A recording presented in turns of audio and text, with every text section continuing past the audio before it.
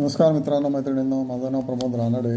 आता आपण जो सेक्टर बघणार आहे त्याचं नाव आहे lube oil sector. Okay, lube ऑइलमध्ये खूपच कमी कंपन्या आहेत.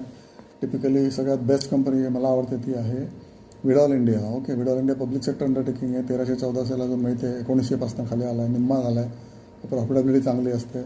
ओके, इक्विटी खूपच कमी आहे, 3 कोटीच इक्विटी असू शकते. शून्य डेट, कर्जबाजारी कंपनी नाही आहे. दुसरी कंपनी कॅस्ट्रॉल, ही सुद्धा उत्तम MNC कंपनी आहे, कर्जबाजारी नाही आहे, 180ला घेण्यासारखी आहे. प्रॉफिटेबिलिटी तर कालच रिझल्ट आले त्याचे चांगले आले, प्रॉफिटेबिलिटी मार्जिन पण सुधारलेलं असावं. ओके, नंतर गल्फ ऑइल इंडिया, ही पण अजून एक कंपनी आहे लूब ऑइलची. तर ह्या ज्या कंपन्या आहेत lube ऑइलच्या, Castrol, gulf oil, बामर lorry, अजून एक कंपनी बामर लॉरी इंडिया. ओके, बामर लॉरीसुद्धा 150ला घेण्यासारखं आहे, आता 180ला आहे, त्यामुळे महाग आहे. पण आपण शेअर टिपिकली 220 230ला जातो, तर 160ला वगैरे आला तर चांगलं डिव्हिडंड यील्ड चांगली आहे बामर लॉरी या कंपनीची.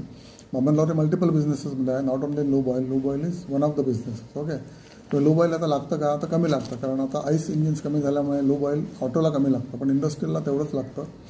ओके, आणि आता या कंपन्यांनी टिपिकली कालच मी ऐकली बातमी की वेन लूब ऑइलचा शेअर,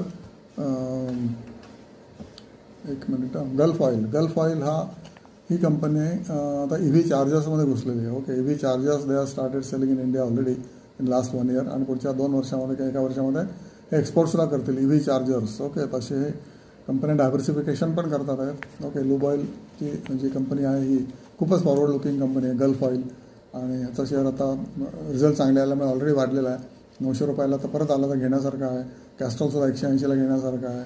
विडॉल आत्तासुद्धा घेण्यासारखं आहे, आणि बामर लॉरीसुद्धा 150ला घेण्यासारखं. अशी हे लूब ऑइल आपल्याला वाटतं किती इरिलेव्हंट हे प्रॉडक्ट आहेत, कधी न लागणारं, 2-2, 4-4 महिन्यांनी लागणारं, किंवा आम्ही बाबा ऑइल दरवर्षी एकदाच बदलतो. ठीक आहे ना, तुम्ही तुमच्या ऑटोमध्ये दरवर्षी एकदाच बदलता. ओके, पण आता ऑइल लेस इंजिन्स आलेले आहेत. लाईक इलेक्ट्रिक व्हेकलला लूब ऑइल लागत नाही, पण इंडस्ट्रीला लागतं, आणि इंडस्ट्रियल सेक्टर पण तेवढ्याच जोमात कन्स्ट्रक्शन सेक्टरला लागतं लूब ऑइल. त्यामुळे लूब ऑइलचा खप व्हॉल्यूम टर्म्सनी कमी झाला आहे का? तर नाही आहे. त्यांची प्राइसिंग पॉवर वाढली का? तर ऑब्व्हियसली वाढलेली दिसते. कॅस्ट्रॉलचे रिझल्ट जे आज मी बघितले त्याच्याप्रमाणे, तर ज्याची प्राइसिंग पॉवर वाढते आणि व्हॉल्यूम पण ग्रोथ आहे, ऑब्व्हियसली ते शेअर घेण्यासारखे असतात. बघा, परत मी एकदा सांगतो, तुमच्या जी कंपनी घेतात त्या कंपनीला प्राइसिंग पॉवर आहे का? ओके, म्हणजे त्याला कॉम्पिटिशन कमी आहे का? आणि त्याचं प्रॉडक्ट A ग्रेड आहे का, A++ ग्रेड आहे का? तर त्याला प्राइसिंग पॉवर असते.